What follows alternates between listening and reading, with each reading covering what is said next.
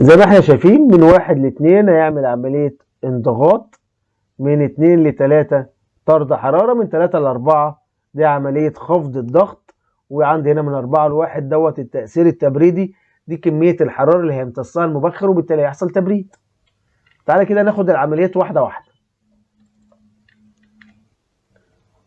بص كده العملية اللي هي الايزو انتروبية، اللي هو بيحصل هنا بضغط مركب التبريد بثبوت الانتروبي من نقطة 1 للنقطة 2.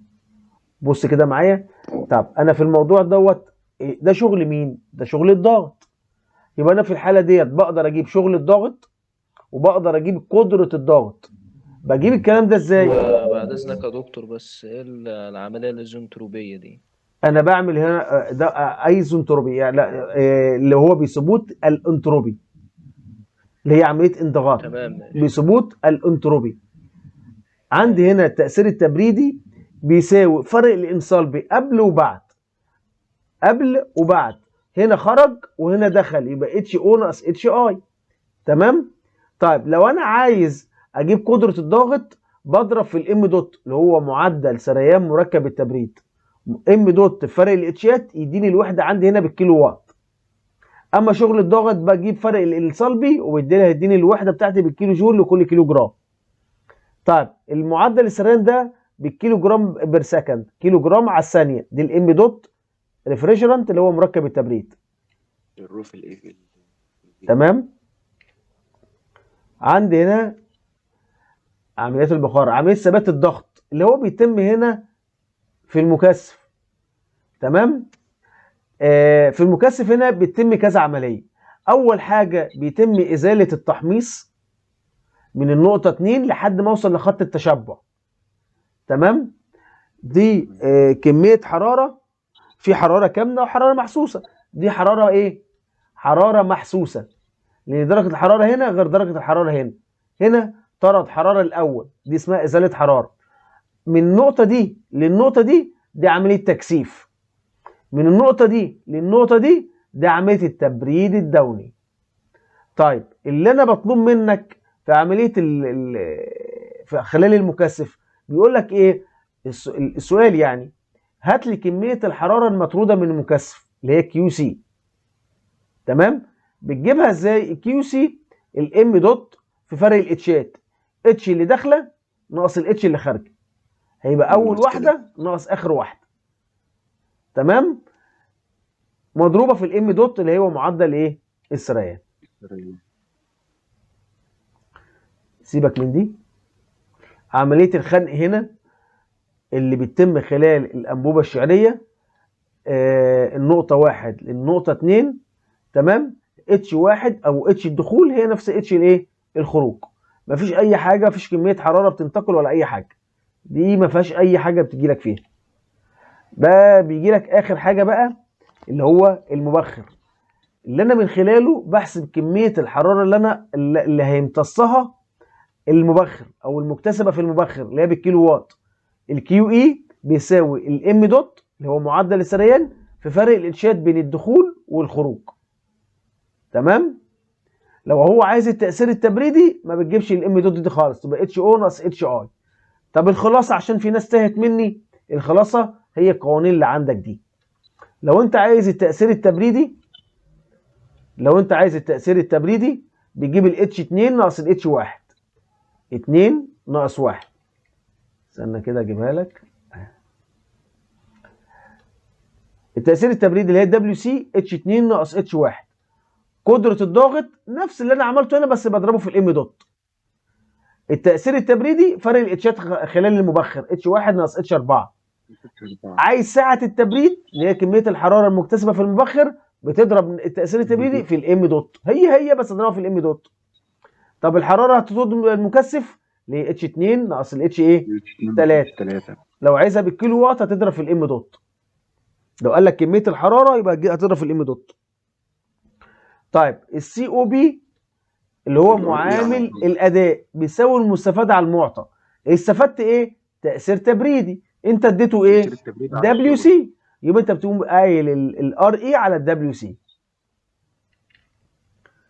تعالى بقى كده، دي القوانين دي القوانين دي القوانين مش محتاجها.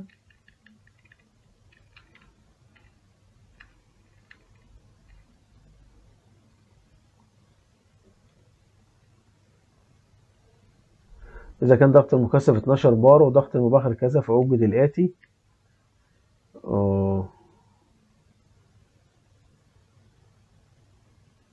ماشي. طيب بص أقول لك على حاجة، خد مثال أهو. سيبك من الفي والتي والكلام ده، أنا عايز الاتشات. عايزك دلوقتي تحط لي على الخريطة ضغط 12 بار وضغط 2 بار. ناجي هنا على الخريطة. لا احنا يا دكتور. حل يلا. هتقوم عامل هنا 12 بار وهنا 2 بار. من خلال الضغطين دول هات لي بقى اتش 1 واتش 2 واتش 3 واتش 4.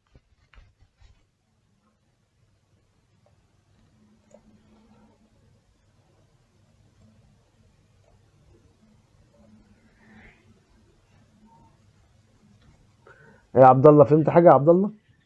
عبد الله مين؟ انت يا عبد عبد الله. الله احمد ولا عبد الله السلطان؟ انت يا سلطان. انا مش هكدب عليك يا دكتور، انا بجمع المعلومه بس لسه. اعتبرني ان انا خارج. لا بص انت افهم، سيبك من القوانين والحاجات دي كلها، مش هتجيلك القوانين، بس على الاقل تبقى انت فاهم الخريطه اساسياتها. بس هو الضغط فين، وانا يعني المشكله انتوا خدتوها وموجوده في المنهج عندك، بس انتوا مش يعتبر مش درستوها. مش دارسينها، وبنسبه كبيره مش هتجيلكوا في الامتحان. البخار المحمص فهمتها، والمنطقه اللي هي بتبقى كلها سائل، والمنطقه اللي هي كلها بخار، والمنطقه اللي هي حلو، ده غاز ودوت سائل ودوت غاز وسائل مع بعض. بخار وسائل. تمام. وفهمت حركه الحركه اللي هي بتاعت التبريد ده. بس حكايه ان انا اطلع الانصلب والحاجات دي انا لسه ما فهمتهاش. عارفة الخطوط بس.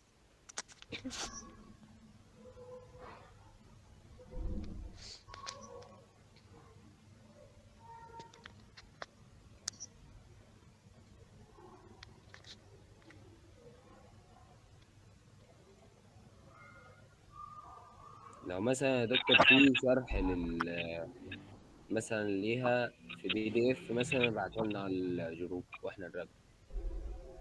هو انا طلعت يا دكتور بس مش عارف والحاجات دي،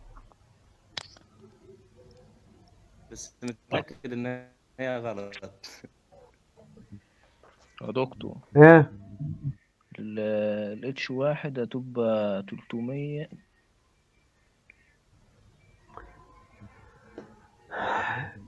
388 اتش 1. طب بصوا يا جماعه، مجرد ان انا عملت الخطين دول، اقدر هنا اجيب اتش 1 واجيب هنا اتش 3. طيب هيبقى بالشكل ده كده. هنا تبقى النقطه 1، واطلع هنا بثبوت الانتروبي تبقى دي النقطه رقم 2. هيبقى هنا 1 هتبقى 388 يا دكتور. ما انا هقول لك اهو، استنى بس. 95. انت قلت 300 كام؟ 88. لا دي 390 300 حاجه و90. 455 صح كده يا دكتور؟ انا طالع على الخريطه 93 يا دكتور. 391 او 92. طلع لي 93. 391 صح. طب اتش 2 هتبقى 428. 427 يبقى الله ينور عليك صح، 28 مظبوط. اتش 3 هتبقى هتبقى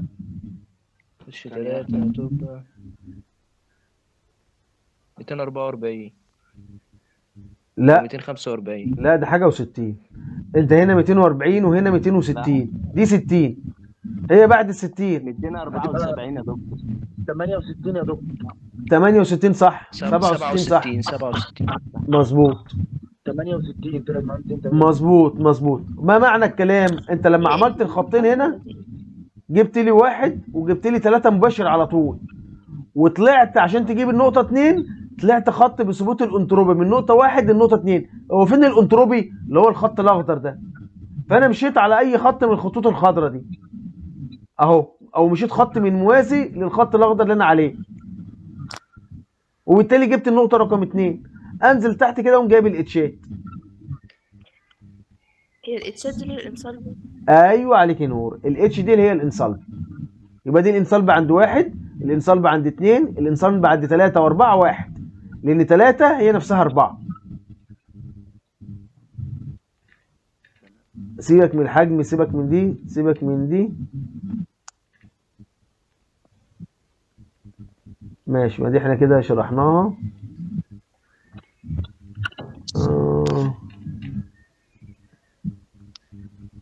خد دي، خد مسألة كده، آخر مسألة نشتغل عليها النهاردة. بخار يضخ في اليوم 134 ايه جاف مشبع بمعدل 1 كيلو جرام على الثانية عند درجة حرارة -40 لضغط 4/10 ميجا باسكال بثبوت الانتروبي. خلي بالك هنا الضغط هنا بالميجا باسكال، عشان احوله لبار اقوم ضربه هنا في 10 هيبقى 4 بار. 4 بار. احسب كمية كل من كمية الحرارة المكتسبة في المبخر والتأثير التبريدي وهكذا كذا كذا كذا كذا. تعالى كده خش، دي المعطيات بتاعتي. تعال اللي عنده مايك، في حد عنده مايك يا جدعان؟ في هوا كتير. بصوا كده، عايز ايه؟ درجة الحرارة بتاعت المبخر -40. فين -40؟ -40 اهي، ده في الاخر خالص اهو. طيب والمبخر كام؟ ده المبخر -40، المكثف 4/10 ميجا باسكال يعني 4 بار. ادي عند 4 بار اهي، وعملت خط هنا، جبت 1 وهنا جبت 3 مباشر على طول. ثبوت الانتروبي 1 اهي و3 اهي، تمام، و2 اجيبها بثبوت الانتروبي. ثبوت الانتروبي ادي كذا. عايز تجيب بقى الاتشات، انزل خط. جبت اتش 1 بكام؟ اهي 373. عند 2 هتلاقي 416 تقريبا، كتبتها. 418. عند 3 212 و3 هي 4. و3 هي 4 212 210 تقريبا 212 تمام. جبت الاتشات، خش على القوانين. خش على القوانين. حد عنده المايك صوته صعب جدا. هات لي شغل الضغط. شغل الضغط اللي هو الدبليو سي بيساوي ايه؟ فرق الاتشات H2 ناقص H1. H2 اهي 416 وH1 اهي، اطرحوا من بعض 43. الوحده بالكيلو جول لكل كيلو جرام. طب قدره الضغط نفس اللي انا استخدمته هنا، بس هضرب في الام دوت، هيبقى الباور عندي بيساوي الام دوت في فرق الاتشات. نفس دي هتطلع لك نفس هي ليه؟ لان الام دوت عندي هنا ب1 اساسا. طب كميه الحراره المفقوده من المكثف هيبقى الام دوت في فرق الاتشات. المكثف 2 ناقص 3 اهي. طب كميه الحراره المكتسبه في المبخر هيبقى اتش كام؟ 1 و4. 1 ناقص 4 وبضربها في الام دوت اللي هي كميه حراره. التاثير التبريدي نفس الكيو اي، بس مش هضرب في الام دوت. الار اي بتساوي اتش 1 ناقص اتش 4. بس كده تمام. ايوه. طيب اخر حاجه عايز السي او بي. السي او بي بيساوي ايه؟ الكيو اي على الباور. الار اي الكيو اي على الباور او الار اي على الدبليو سي. اهي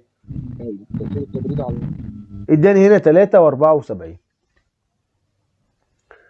تمام. حد عنده سؤال؟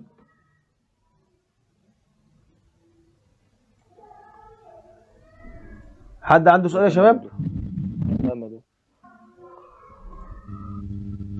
طيب نكتفي بكده النهارده لحد ما نجمع بقيه الناس ثاني، لان في ناس كتير ما دخلتش، والناس اللي خدت بعض المعلومات النهارده تقعد تراجعها.